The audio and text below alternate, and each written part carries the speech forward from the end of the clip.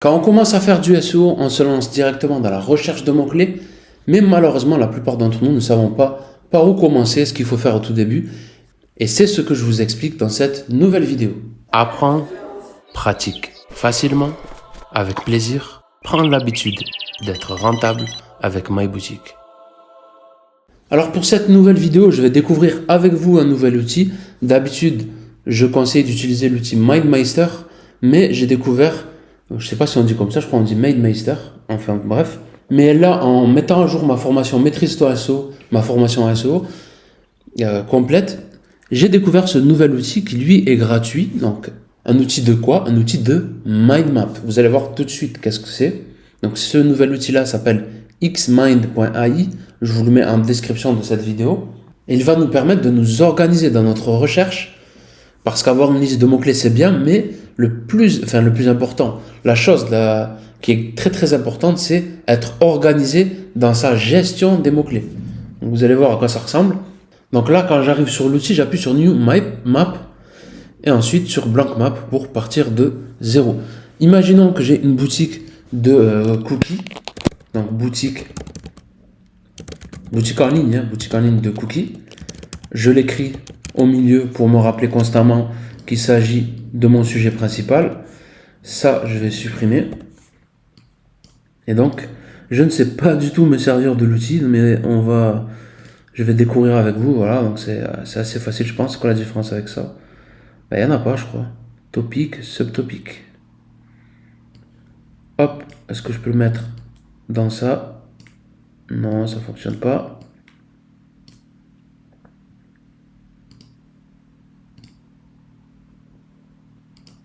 Subtopic, ça fonctionne comme ça. Ok, topic. Ok, j'ai compris.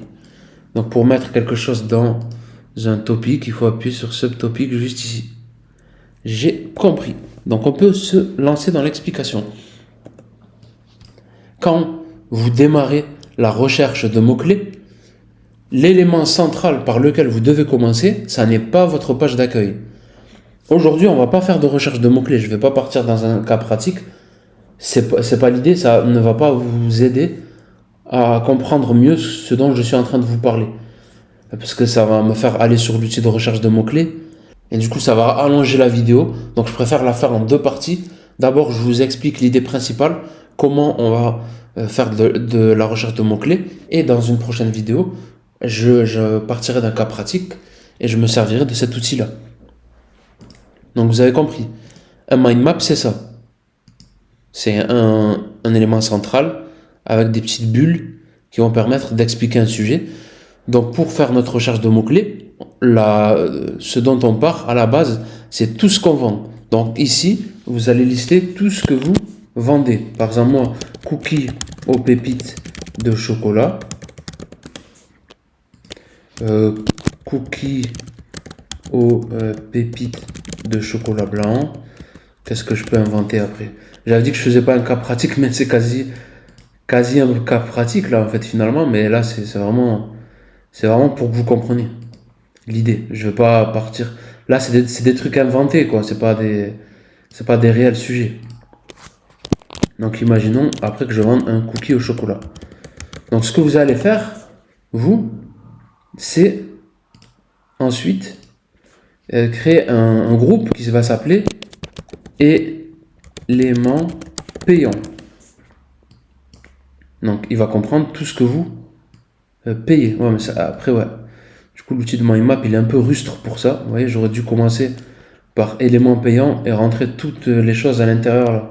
Du coup, ouais, je vais essayer de faire copier-coller pour pas perdre trop de temps. Donc voilà. Donc, j'ai fait copier-coller. Je supprime tout ça.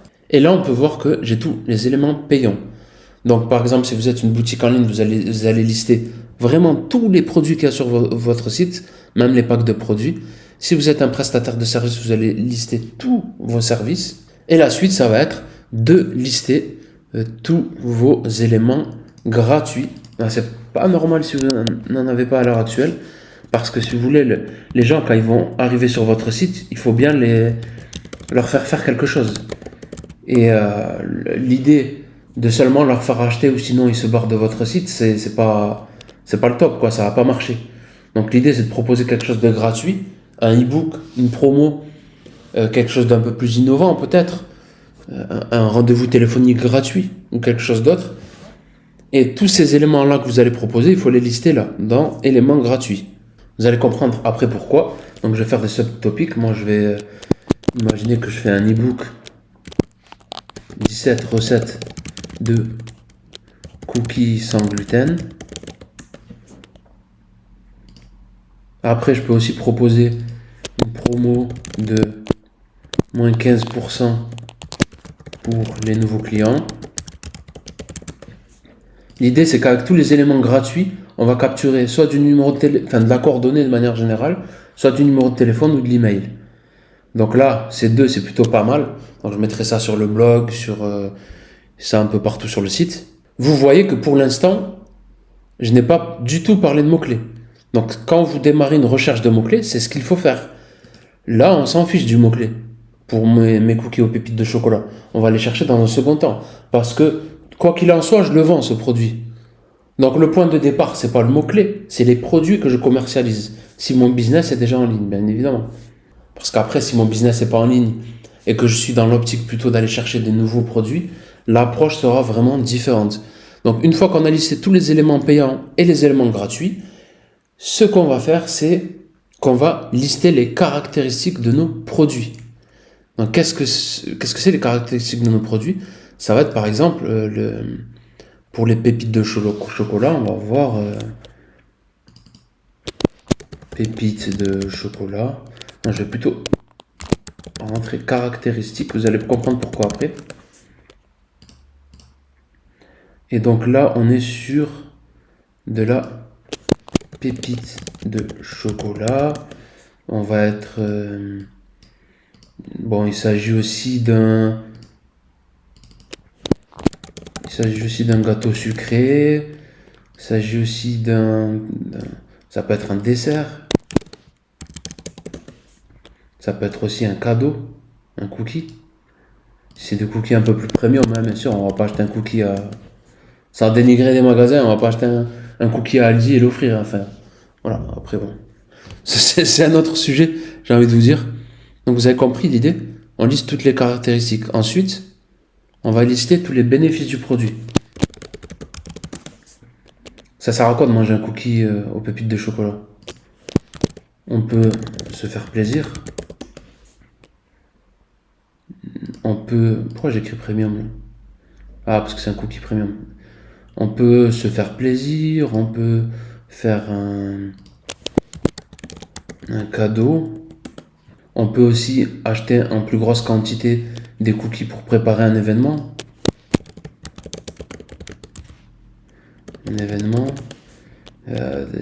Non. Donc là, oui, c'est vraiment pour répondre à la question pourquoi. Et là, les caractéristiques, ça va répondre à la question c'est quoi. Donc on va aller dans les moindres détails. Une fois qu'on a fait ça, on va aussi faire la même chose pour notre catégorie de produits. Notre catégorie de produits, ça aurait été... Donc je sais pas si on peut mettre ça en gras. Ouais. Là, pour l'instant, vu qu'on a que ça aurait été les cookies. Et donc on va faire la même chose.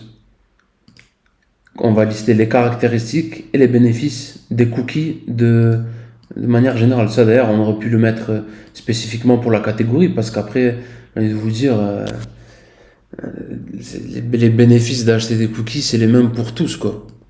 Il n'y a pas de bénéfices différents entre les pépites de chocolat et les pépites de chocolat blanc. Voilà, donc vous voyez là, vraiment, je suis dans l'impro total.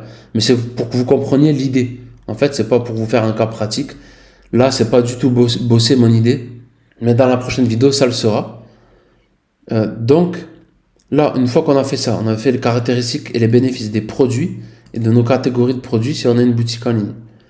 Là, ça sera remplacé par les prestations de services, vous avez compris, ou tout autre type d'éléments payants. On va faire la même chose pour nos e-books gratuits. On va lister les caractéristiques. Hop. Non, je pense pas, ouais. Je vais pas le faire parce que sinon ça va prendre trop de temps. Peut-être que je vais bosser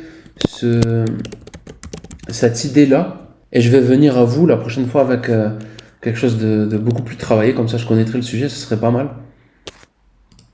Là, bénéfice par exemple, ça permettrait d'avoir des idées de recettes gratuites, adaptées au régime alimentaire sans gluten. Voilà, vous avez compris la caractéristique, PDF dématérialisé. Là, avec ça, une fois que vous avez terminé ce travail-là, vous allez avoir énormément d'idées de mots-clés qui vont en découler. Là, c'est basique, mais quand vous allez pousser le truc, il faut vraiment aller dans le moindre détail. Vous allez voir que les idées vont venir à vous très rapidement. Par exemple, si on n'avait pas fait ça à la base, on aurait cherché le mot-clé pour cookies aux pépites de chocolat. On aurait tapé dans notre outil de recherche de mots-clés cookies et pépites. On aurait trouvé pas mal de mots-clés. Mais après, une fois que ça s'est fait pour tous les produits, la catégorie de produits, qu'est-ce qu'on fait? C'est hyper compliqué d'aller chercher du mot-clé sur cette thématique-là. On aurait pu trouver des mots-clés aussi, par exemple, comme idée de recettes, de cookies, etc. C'est assez facile dans les outils de recherche de mots-clés de trouver ça, parce qu'on aura tapé cookies à la base, et on aurait trouvé des idées comme recettes cookies sans gluten, etc. Là, c'est assez facile. D'ailleurs, l'idée de lister des éléments gratuits, c'est aussi de faire du SEO pour se positionner sur un mot-clé avec notre page qui va intégrer l'élément gratuit qu'on va proposer. Comme ça, on aura du trafic qui ira directement dessus.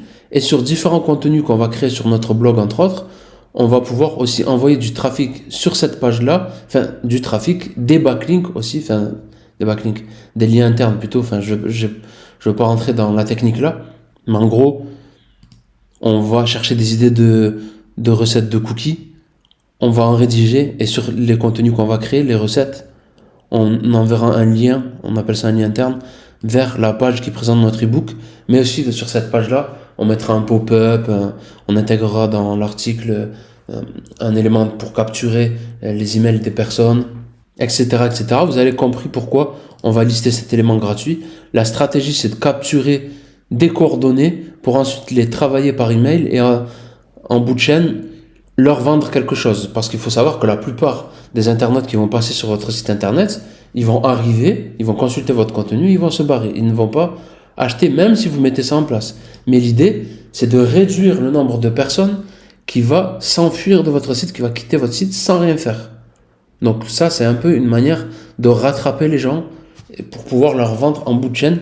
C'est très efficace et c'est les stratégies de base qu'utilisent tous les sites internet. Là, pourquoi on a bossé les éléments payants? C'est pour aller au-delà, en fait, des simples mots-clés transactionnels. Pour donner de la crédibilité à notre site aux yeux de Google, il faut lui montrer qu'on connaît notre sujet. Et pour lui montrer qu'on connaît notre sujet, il faut parler en profondeur de ça, des caractéristiques des cookies, mais aussi ce que ça apporte aux gens. Et on va sortir de l'interprétation un peu manichéenne, brute par exemple là, pour cet exemple-là du cookie. Un cookie, c'est pas fait pour nourrir, c'est fait pour se faire plaisir. Enfin, c'est quelque chose d'assez mauvais pour la santé, parce qu'en général, c'est sucré, sauf si on fait un cookie spécial. Donc, c'est quelque chose qu'on va consommer avec modération, et c'est censé être un plaisir personnel ou un plaisir qu'on partage. Donc, ce que vous pouvez faire, c'est dans les caractéristiques, inclure les ingrédients et en parler, parce que là, pour notre exemple, c'est très sujet à ça. Par exemple, les différents types de farines qu'il existe, les meilleures farines, pourquoi il faut utiliser celle-là ou pas une autre, parce qu'après, vous pourrez renvoyer vers les idées de recettes. Et pourquoi aussi? Parce que les gens qui recherchent les différents types de farines, si c'est un public très ciblé qui est très soucieux de son choix de farine et que vous vendez des cookies aux pépites de chocolat avec une farine de qualité, on va se dire, ah bah t'as vu, c'est sympa. Ce site vend des cookies avec cette farine, c'est plutôt pas mal, j'avais jamais vu. Par exemple, c'est une idée. C'est comme ça qu'on construit sa marque, sa notoriété, et qu'on va ouvrir des portes aux spiders, c'est les petits robots, les petites araignées de Google qui viennent sur notre site. Plus on a de contenu, un contenu est censé viser un mot-clé principal, et un mot-clé principal, on va considérer ça comme une porte d'entrée pour les petites araignées de Google qui vont arriver sur votre site et vont dire ah ok, donc lui il connaît différents types de farine, c'est directement lié au sujet des cookies, des recettes de cookies et tout, etc. Il va comprendre un peu plus en profondeur votre site comme ça, avec cet enrichissement sémantique. Et en plus de ça, il va dire, voilà, lui s'y connaît, il est crédible, donc il mérite d'être boosté sur ses positions. Bien sûr, je vulgarise un peu l'information là, hein, c'est pas en créant 3 articles de blog que vous allez percer sur Google. C'est justement, il faut en mettre le maximum possible. Faites ce travail-là. Donc voilà, je pense que vous avez compris l'idée un peu générale du pourquoi on commençait par les éléments payants et gratuits, parce que si on commence par la recherche de mots-clés, on va se perdre complètement. Parce que ça, c'est des choses qui, à la base, sont le cœur de notre business et sont déjà présents. Donc il faut y coller des mots-clés. Donc maintenant, concrètement, je vais vous parler de méthodologie. Donc on a compris l'idée générale par où on commençait, et maintenant je vais vous expliquer comment se servir de l'outil concrètement pour avoir quelque chose qui nous permette d'avancer en SEO et de nous organiser en gagnant du temps. Donc pour cela, il faut savoir qu'il va y avoir des groupes de contenu qui ne seront pas des contenus concrets sur votre site. Par exemple, là, éléments payants, ça ne va pas être un contenu sur votre site. Donc dans ce cas-là, ce que vous allez faire, c'est que vous allez appuyer là sur cette icône-là, et ensuite on va voir ce qu'il y a là, ça doit être des stickers, ouais, c'est pas ça que je cherche. Donc là, moi j'aime bien mettre en violet quand il s'agit d'éléments qui ne sont pas... C'est dommage parce que là, sur MindMeister, ce qu'on pouvait faire, c'est changer la couleur des différents groupes là. Là, je peux pas le faire, donc ça... Voilà, après c'est une version gratuite, peut-être qu'en payant on peut, mais là on ne peut pas. Donc moi, quand c'est pas un contenu sur mon site, je vais mettre une pastille violette. Et quand ça l'est, ben, je mets rien du tout. Je laisse comme ça. Donc vous avez compris que tout ça, ça va être des contenus sur mon site. On imagine l'idée. Hein. Imaginons que ça, après, je vais y choisir un mot-clé. Et que je vais l'ajouter. Vous allez voir de toute façon. Ça sera pas un contenu. Ça, c'est pareil. Ça sera pas un contenu. Ça non plus. Ça non plus. Ensuite, je vais appuyer sur Show Légende. Elle ne s'affiche pas, je sais pas pourquoi, ouais. Donc la légende, ça c'est, je vais écrire là, groupe, pas un contenu. Là, ça bug un peu là. Je sais pas si on peut l'agrandir ça. Non, on peut pas. Donc je vais écrire pas un contenu. Voilà, c'est ok. Et ensuite, ce que je vais faire, c'est que je vais mettre des pastilles sur chaque élément. En fait, un contenu a 3 niveaux d'existence. Quand il n'a pas encore été créé, on va le mettre plutôt en rouge. Donc, qu'est-ce qu'on va utiliser là? On va plutôt utiliser des étoiles. Donc, imaginons ça, ce contenu n'est pas encore sur mon site. Ce contenu, imaginons que je l'ai rédigé, mais il n'est pas encore présent sur Google. Donc, il n'est pas inscrit sur Google. On appelle ça indexé. Je vous invite d'ailleurs à suivre ma formation J'apprends le SEO qui est gratuite. Le lien est en description de cette vidéo. Vous allez voir, c'est plutôt extrêmement facile à comprendre. Je vous explique toutes ces notions d'indexation, etc. Et on va beaucoup plus loin dans la recherche de mots-clés d'ailleurs. Donc là, ce contenu, imaginons qu'on l'ait rédigé et tout, qu'on l'a mis sur le site, mais il n'est pas encore visible sur Google. Et là, ce contenu a été rédigé et il est bien visible sur Google. Donc pour vérifier la visibilité d'un contenu sur Google, je vous invite aussi à consulter ma formation J'apprends le SEO. Donc là, moi, je vais modifier ma légende. Pas encore rédigé. Je vais rédiger, pas rédigé parce que bon, ça coupe. Un peu dommage ça. Pas indexé. Donc indexé. Voilà. Donc là, au moins, on a notre légende. Donc vous voyez là, c'est plutôt pas mal. Imaginons que... Non, je me suis trompé. Hop, je fais commande Z et j'étais plutôt parti sur les étoiles. Imaginons que tous ces contenus ne sont pas encore rédigés. Ça, c'est un produit, donc forcément il est en ligne. Ça, j'ai constaté que le produit n'est pas indexé. Ça, c'est en ligne. Et cette catégorie de produits, elle est aussi en ligne. Donc voilà, donc là, on a cette partie du mind map. Vous voyez que d'un coup d'œil, là, on peut voir qu'est-ce qu'il faut que je rédige, ça. Qu'est-ce qui est un problème d'indexation, ça et ça. Qu'est-ce qui est bien indexé. Donc là, on a une vue d'ensemble de notre site. Si on fait la même chose ici, on va avoir une vue encore plus précise. Et petit à petit, vous allez voir qu'en faisant ce travail, vous allez avoir des centaines de contenus normalement au global sur votre site. Après, ça dépend de votre thématique. Mais vous voyez que, voilà, d'un coup d'œil, là, on a une vue d'ensemble du travail qu'il y a à faire. Et c'est très clair. On sait où avancer. Après, à nous de prioriser. J'ai ma souris qui a lâché, là. À vous ensuite de prioriser les différents contenus. Par exemple, vous pouvez faire ça. Là, vous savez que pour la prochaine fois, vous allez rédiger cadeau, se faire plaisir, etc. Ça, vous aurez pu le mettre ici. Organisez-vous pour faire en sorte que du plus haut au plus bas, je sais pas pourquoi elle a coupé comme ça ma souris. Je vais la déconnecter, la reconnecter. Du plus haut, on va dire que c'est le plus prioritaire, et en bas le moins prioritaire dans la rédaction. Vous pouvez vous organiser comme ça. Voilà, pour ces explications, ça c'est, je l'explique dans la formation payante Maîtrise ton SEO, mais avec l'outil payant MindMeister, qui je trouve là, à première vue, est beaucoup mieux, vraiment ça n'a rien à voir, visuellement déjà. Mais là je suis content parce que j'ai réussi à vous expliquer quand même précisément ce que vous pouvez faire avec un mind map, comment vous pouvez commencer à super ma souris qui revient, comment vous pouvez vous organiser pour démarrer votre recherche de mots-clés.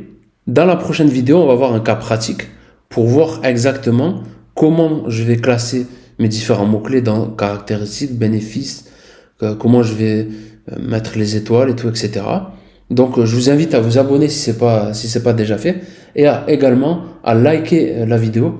Bien sûr, si vous avez des questions, laissez-les en commentaire de la vidéo. Je suis pas un habitué de YouTube, ça fait partie vraiment de mes premières vidéos où c'est que j'ai pas de script que je lis. Là, je suis parti un peu en roue libre. Je me suis dit, vas-y, bon, allez, je vais improviser. De toute façon, ça fait partie de mes objectifs 2025 de me concentrer sur YouTube, entre autres, et aussi de lancer mon podcast, le premier d'ailleurs déjà tourné. Et donc, pour suivre la suite de cette aventure, l'aventure My Boutique en SEO, et de mes découvertes, de mon apprentissage que j'essaierai de vous transmettre au mieux, je vous invite à vous abonner et je vous dis à la prochaine.